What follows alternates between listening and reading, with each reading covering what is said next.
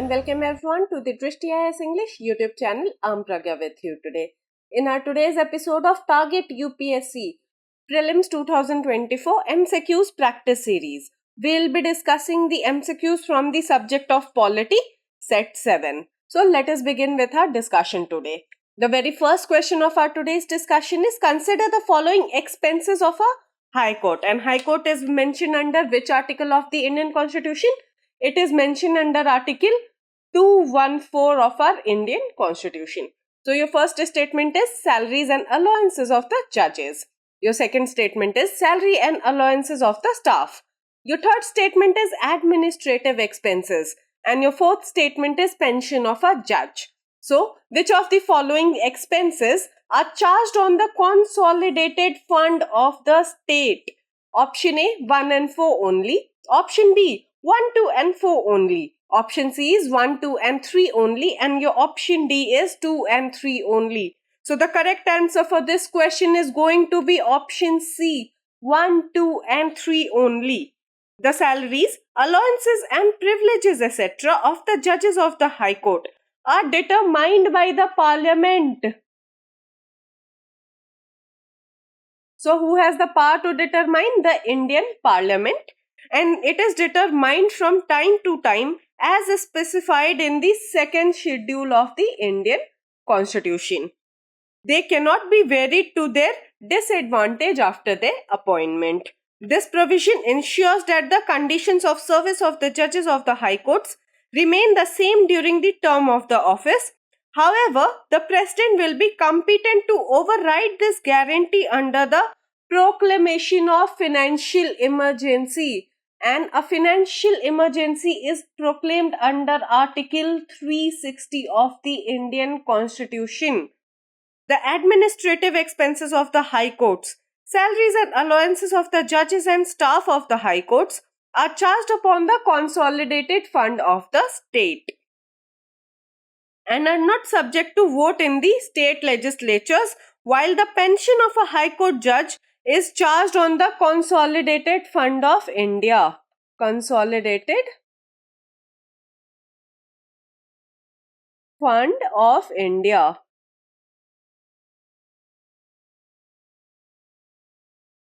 And not the state. And that is why your correct answer for this question is option C, 1, 2 and 3 only. Proceeding to the next question of our today's discussion. So the question is: consider the following statements about judicial review. Which courts in India have the power of judicial review? Kindly let me know in the comment section below. So your statement number 1 is: the Supreme Court can review its own decisions and orders. And your statement number 2 is: Article 13 of the Indian Constitution expressly provides for the doctrine of judicial review. So, which of these statements given above are correct? Your option A is 1 only. Your option B is 2 only. Your option C is both 1 and 2. And your option D is neither 1 nor 2. So, the correct answer for this question is going to be option C. Both of these statements are correct in nature. So, some of the provisions in the Indian Constitution supporting the process of judicial review are Article 372, Clause 1. The judicial review of the pre-constitution legislation. Then Article 13 declares that any law which contravenes any of the provisions of the fundamental rights shall be void in nature. And that is why your statement number 2 is correct in nature. Articles 32 and 226 of the Indian Constitution entrust the roles of the protector and guarantor of the fundamental rights in India to the Honorable Supreme Court of India and the High Courts in the states. Article 131 to 136. Articles 131 to 136 entrusts the court with the power to adjudicate disputes between individuals and the state, between the states and the union government. But the court may be required to interpret the constitution and the interpretation given by the Supreme Court becomes the law honored by all of the courts of the India. That means it is considered as a binding precedent. Under which article of the Indian Constitution precedent is mentioned? Kindly let me know in the comment box below. So Article 137 gives special power to the Supreme Court to review any judgment pronounced or order made by it. An order passed in a criminal case can be reviewed and set aside only if there are errors apparent on the record. And that is why your statement number 1 here is also correct in nature. So both of these statements are correct. Moving forward to the next question of our today's discussion.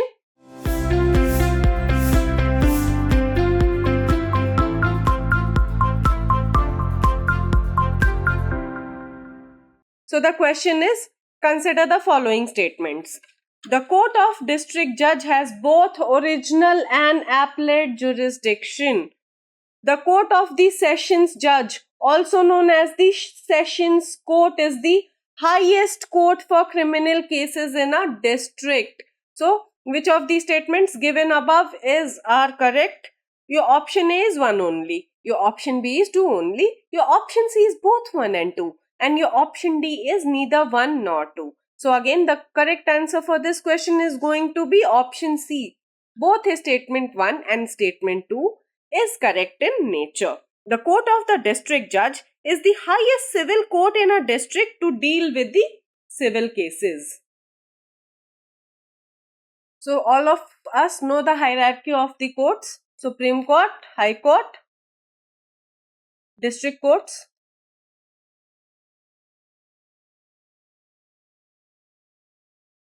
and then comes the courts of JMFC and JMSC. Judicial Magistrate, first class and second class. So this is the broad hierarchy of courts in India. So if you talk about the district court, it is the highest civil court in a state for dealing with civil cases.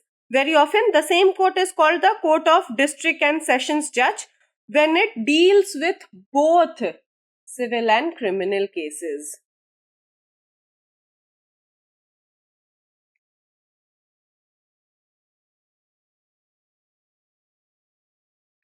At the district level, the Court of the District Judge, also called as the District Courts, hears not only appeals against the decisions of the Court of Sub-Judges, but also some of the cases begin directly in the Court of District Judge itself, because they have original and appellate jurisdiction.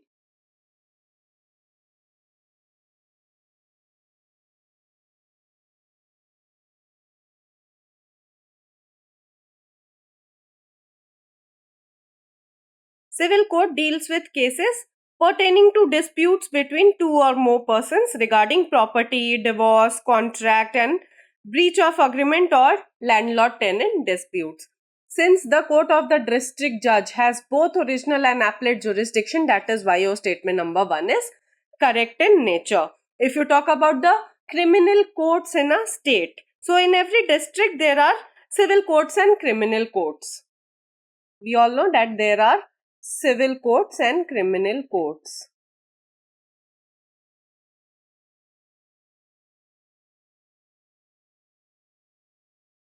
Under criminal courts, there are courts of district and session judges, additional session judges, assistant session judge, and the courts of magistrate of first and second classes. And this is also known as metropolitan magistrate in the metropolitan cities such as Delhi. So the Court of the Sessions Judge, also known as the Sessions Court, is the highest court for criminal cases in a district. And that is why your statement number 2 is also correct in nature. Now proceeding to the next question of our today's discussion. So the question is, which of the following statements are correct about the Lok Adalat? Firstly, the Legal Services Authority Act makes provision in relation to the establishment, powers and functions etc. of the Lok Adalat. Statement number 2, it is not a formal justice delivery system. Statement number 3, the Lok Adalat deals with only those cases which have not yet reached the court. How many of the statements given above are correct? Your option A is only 1, your option B is only 2, your option C is all 3, and your option D is none of the above. So the correct answer for this question is going to be option B. Only 2 questions are correct in nature. So if you talk about this term Lok Adalat, it means people's court. People's court. The Legal Services Authority Act makes provision in relation to the establishment, power and functions etc. of the Lok Adalat, and that is why your statement number 1 is correct in nature. Lok Adalat you might have heard about whenever you receive a traffic challan and you want to contest that traffic challan. So you wait for the Lok Adalat to happen. So in this relation you might have heard about the term known as Lok Adalat. Its basis is to provide quick justice with mutual and free consent of the parties. Since 1985, Lok Adalats have been exclusively organized for the settlement of motor third party claims.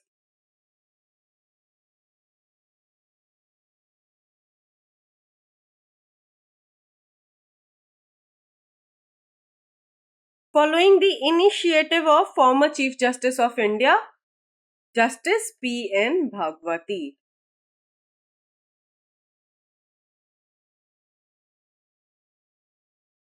Lok Adalat has become a dispute management institution. It is an informal system of dispute resolution devoid of the procedural wrangles of a regular trial, and that is why the statement number 2 is also correct in nature.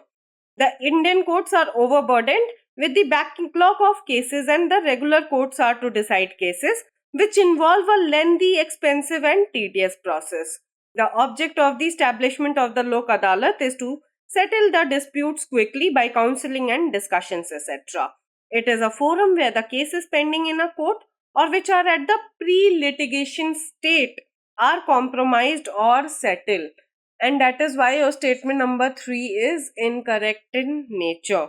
The first Lok Adalat camp in the post-independence era was organized in Gujarat in 1982 and it was spread to other parts of the country. So if you talk about Lok Adalat, you can conclude that yes, it is not a formal justice delivery system. There is no hard and fast rule of following all of the procedures mentioned under the civil and the criminal procedure code in India. It happens at the pre-litigation stage as well as the post-litigation stage, and definitely it is very efficient in decreasing the pendency of cases because the cases can be decided quickly by mutual compromise or settlement. So this was all about Lok Adalats. Now proceeding to the next question of our today's discussion. So the question is, consider the following statements about the permanent Lok Adalat. Your statement number 1 is, it provides a pre-litigation mechanism. Your statement number 2 is, it deals with cases relating to public utility services. Your statement number 3 is, the decision given by the permanent Lok Adalat is not binding in nature. So how many of the statements given above are correct? Your option A is only 1, your option B is only 2, your option C is all of the 3 statements, and your option D is none of the statements mentioned herein. So the correct answer for this question is going to be only 2 statements are correct. So if you talk about the permanent Lok Adalat, it is a species of the Lok Adalat. Only but modified in certain respects. So in general, Lok Adalats are held periodically under the aegis of the legal services authorities committees and are not a regular or a daily affair. However, permanent Lok Adalats are permanent dispute resolution forum which work continuously as any other court or tribunal in India. So this is the difference between permanent Lok Adalat and Lok Adalat. Lok Adalats are not working on a daily basis. They are constituted for specific period of time.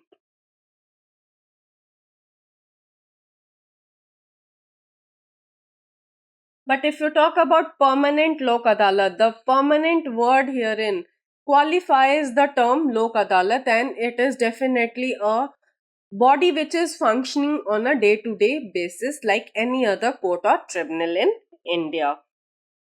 The Legal Services Authorities Act 1987 originally did not provide for the establishment of the permanent Lok Adalats. However, the act was amended in the year 2002 to provide for its establishment to deal with the cases pertaining to the public utility services. The jurisdiction of the permanent Lok Adalat may be invoked by any party to a dispute at a pre-litigation stage by making an application to the permanent Lok Adalat for the settlement of dispute. Hence, hence your statement number 1 is correct in nature, that it provides a pre-litigation mechanism. Once the jurisdiction of the permanent Lok Adalat has been invoked, the parties are precluded from taking recourse to proceedings before a court of law. That means they will have to exhaust their remedy before the permanent court Lok Adalat before approaching any other court in India. That means you cannot simultaneously approach the permanent Lok Adalat and then again approach another court in India. No, this is not going to happen. You are firstly allowed to exhaust your remedy before the permanent Lok Adalat, and then only you are allowed to approach any other court in India. However, the permanent Lok Adalat has no jurisdiction in respect of any matter relating to a non-compoundable offence.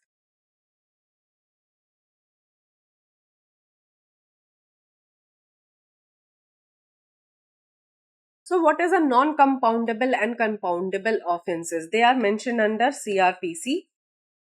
Compoundable means a settlement is possible, okay, but non-compoundable means you cannot settle the dispute by mutual understanding, or where the value of the property in dispute exceeds rupees 10 lakhs.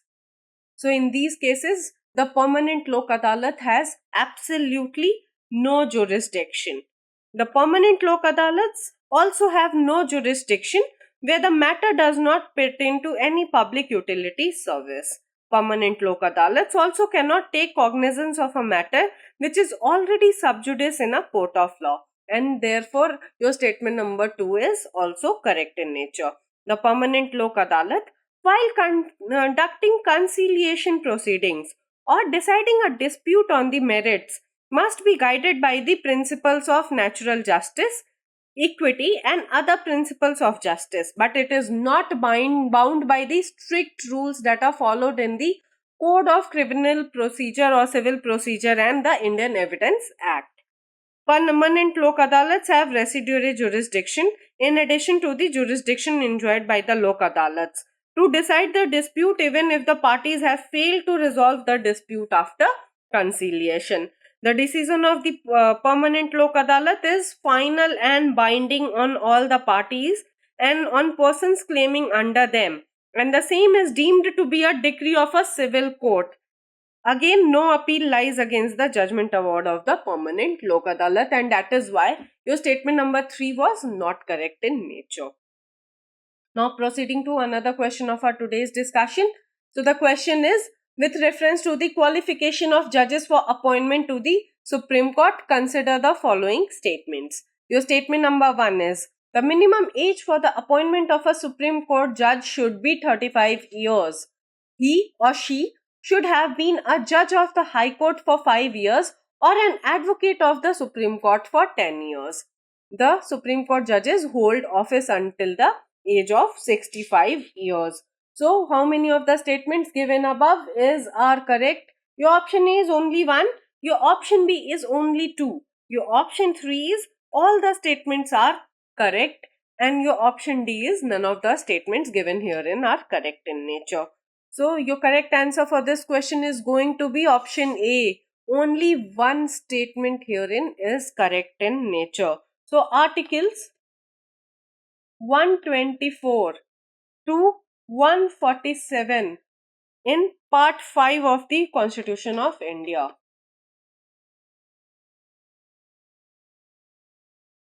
deal with the Honorable Supreme Court of India.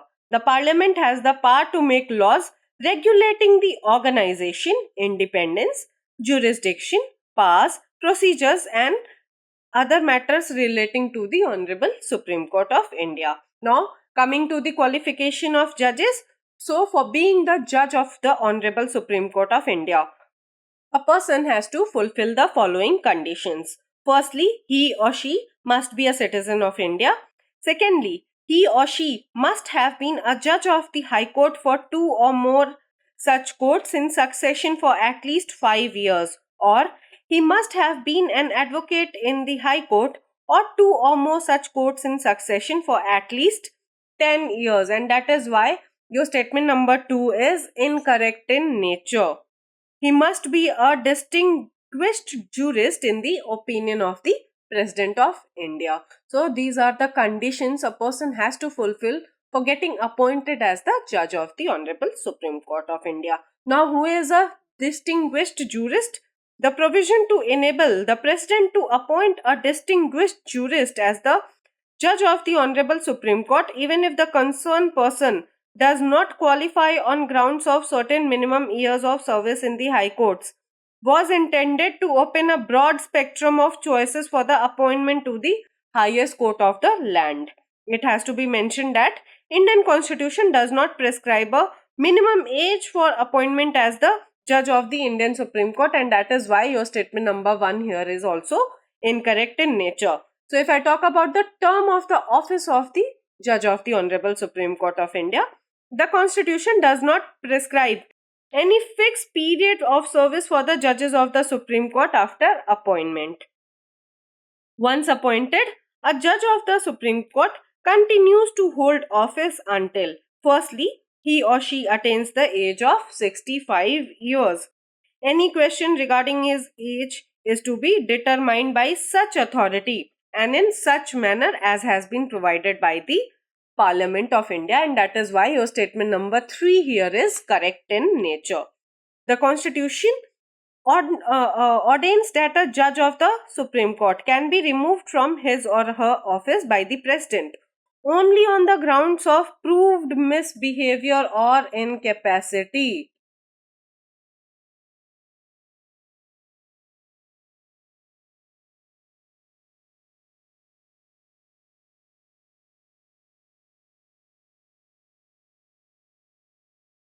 And leaves it to the Parliament to frame the actual process for his or her removal.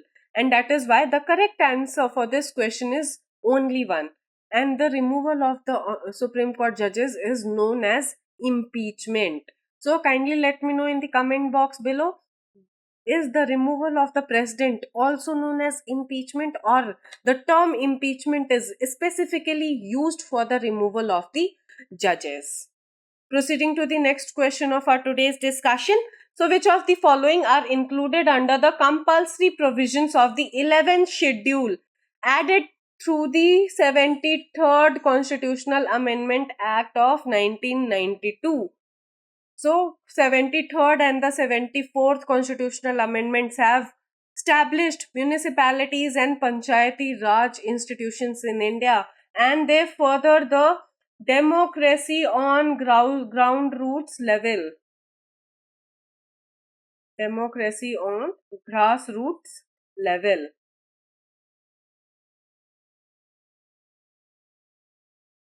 So your first statement is creation of a 3-tier Panchayati Raj structure at the Zilla, block and village levels. Your second statement is 21 years to be minimum age for contesting elections to the Panchayats.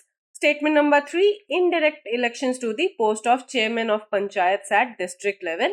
And your statement number 4 is reservation of 2/3 seats for women at district level for the post of chairman. Select the correct answer using the codes given below. Option A, 1 and 4 only. Option B, 2 and 3 and 4 only. Option C, 1 and 2 only. And option D is 3 and 4 only. So the correct answer for this question is going to be option C, 1 and 2 only. Now, let us have a look at the compulsory provisions under the 11th schedule of the Indian Constitution. And they are organization of Gram Sabhas in a village or group of villages, creation of a three-tier Panchayati Raj structure at the Zilla, block and village level, and that is why your statement number 1 here is correct in nature. All posts at levels with 2 exceptions to be filled by direct elections.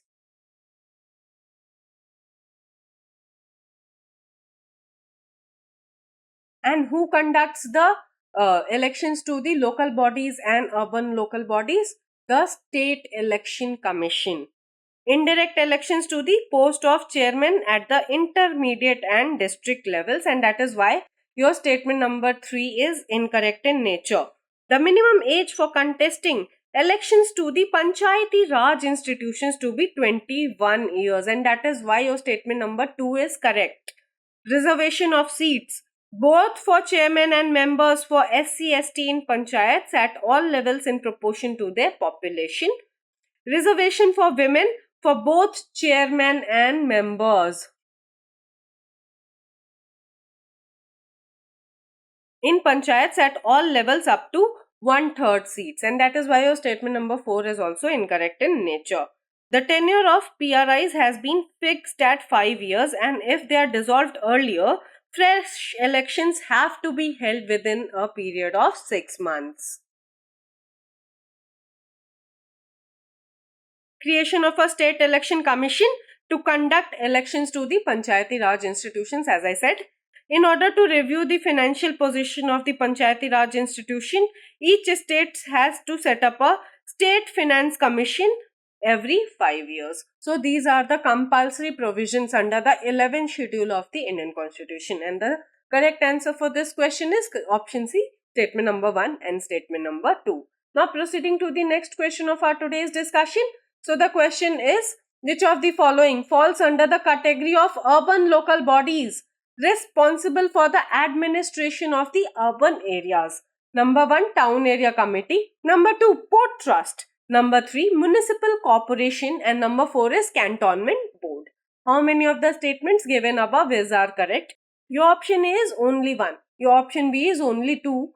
And option C is all of the above. And option D is none of the above. So the correct answer for this question is going to be option C, all of the above. So the Constitution 74th Amendment Act of 1992 provided for the establishment of urban local bodies, including municipal corporations, as institutions of local self-government.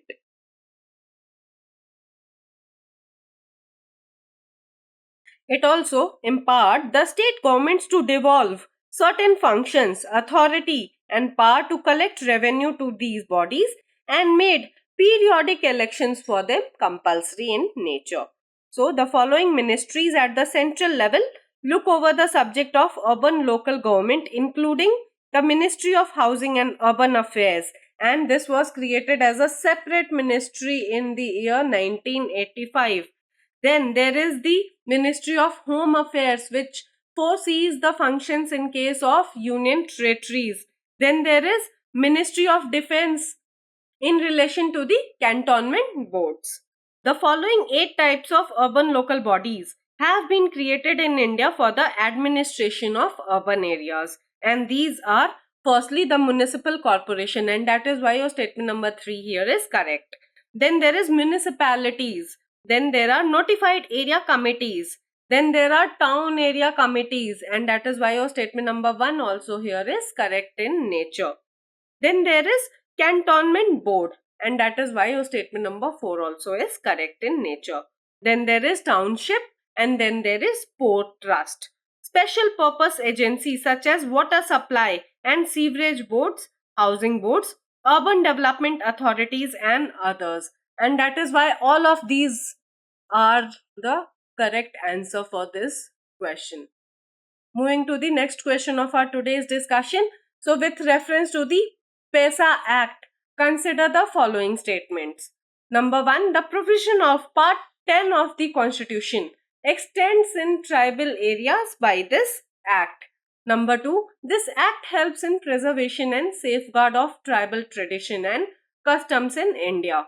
Your statement number 3 is Bhuria Committee is related to the enactment of the PESA Act. So how many of the statements given above are not correct in nature?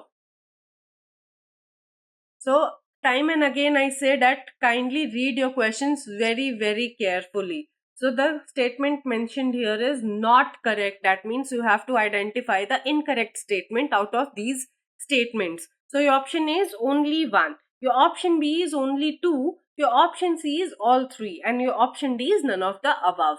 So the correct answer for this question is going to be option A, only one. So on the basis of the Bhuria Committee,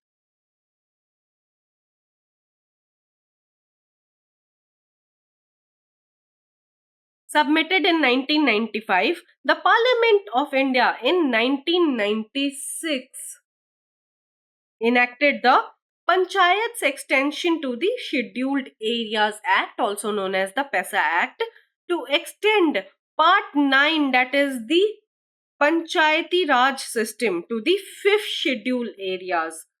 That is why your statement number 1 here is incorrect in nature. It is not part 10 of the constitution, rather it is part 9 of the Indian constitution.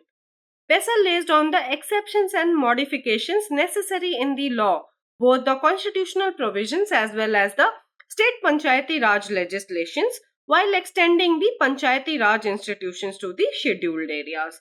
The states having scheduled areas were required to enact state legislation within a year of the passage of PESA in the parliament. Some of its objectives include to extend Panchayati Raj provisions of Part 9 of the Constitution to the scheduled areas with certain modifications, to provide self-rule for the bulk of the tribal population, to make Gram Sabha the nucleus of all activities, thus having village governance with participatory democracy, to evolve a suitable administrative framework consistent with the traditional practices, to safeguard and to preserve the traditions and the customs of the tribal communities. And that is why your statement number 2 here is correct in nature. To empower panchayats at the appropriate levels with specific powers to conducive to the tribal requirements, and that is why it was enacted, and these are the purposes or the objectives behind the enactment of the PESA Act. It also contains safeguards to ensure that panchayat at higher levels do not assume the power and authority of any panchayats at the lower level or the Gram Sabha. And the correct answer is only one. So the Bhuria Committee is related to the enactment of the PESA Act, and that is why your statement number 3 was also correct in nature. Now proceeding to the next question of our today's discussion. So consider the following statements with reference to municipalities. So every state has three types of municipalities to govern urban areas. Town Area Committee is a semi-municipal authority set up for the administration of a small town.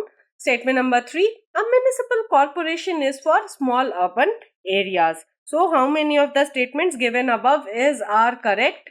Option A, only one. Option B, only two. Option B, we see all three. And option D is none of the above. So the correct answer for this question is going to be option B. Only two statements are correct. So the 74th Constitutional Amendment Act is a landmark initiative to strengthen the local self-government in India. Both the 73rd and the 74th Constitutional Amendment Acts had one aim: to bring democracy at the grassroots levels in India. The act was passed to accord formal recognition to the urban local bodies in the Constitution of India and to make them more autonomous and participatory in nature. The act added Part 9A to the Indian Constitution. Part 9A to the Indian Constitution. This part is entitled as municipalities and consists of provisions from Articles 243P to Article 243ZC. Articles 243 Clause P to 243ZZ. Municipalities are urban local bodies entrusted to govern urban areas. There are three types of municipalities in every state, namely a Nagar Panchayat for areas in transition from rural area to urban area, a municipal council for a smaller urban area, a municipal corporation for a large urban area, and that is why your statement number 1 is correct, but your statement number 3 is incorrect in nature. All the members of a municipalities are to be directly elected by the people of the municipal area. For that purpose, each municipal area will be divided into territorial constituency known as wards.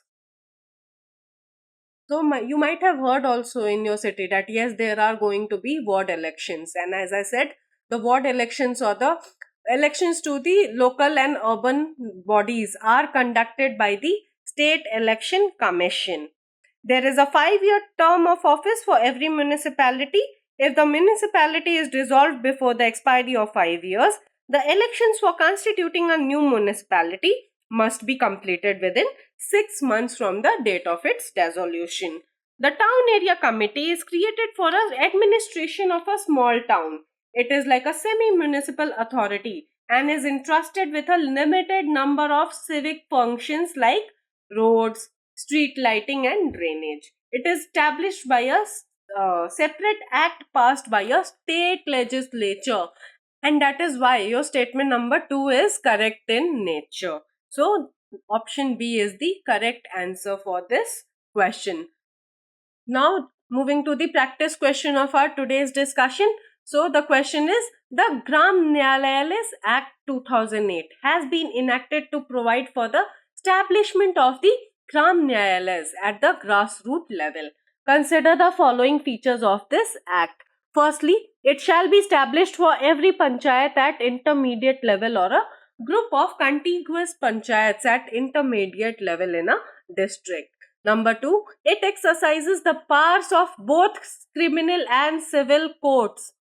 The Nyayadhikaris who will preside over these Gram Nyayalayas are strictly judicial officers and will be drawing the same salary and deriving the same powers as the first class magistrates and working under the high courts. So, how many of the statements given above are correct? Your option A is only 1, your option B is only 2, your option C is all 3, and your option D is none of the above. So this answer will be given by you to me in the comment box below. I hope this session was insightful for you. If you have any feedback regarding this session, kindly feel free to drop it in the comment box below. If you liked today's discussion and found it to be helpful, kindly like the video and subscribe to our channel for more such interesting updates. Thank you.